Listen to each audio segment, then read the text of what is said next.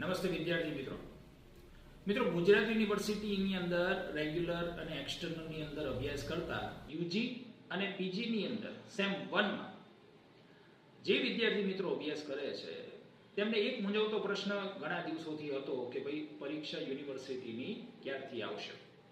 તો યુનિવર્સિટીએ મૂકેલા નવા સર્ક્યુલર પ્રમાણે સેમ 1 માં અભ્યાસ કરતા બીએ બીકોમ હોય કે અન્ય બીજી કોઈ પણ યુજી કોર્સ અથવા એમએ એમકોમ ની અંદર આપ અભ્યાસ કરો છો અથવા તો બીજા કોઈ પણ માસ્ટર કોર્સની અંદર આપ અભ્યાસ કરી રહ્યા છો, સેમ 1 માં છો તમે, તો આવા વિદ્યાર્થી મિત્રોની પરીક્ષા 22 જાન્યુઆરીના રોજ યોજાઈ શકે છે.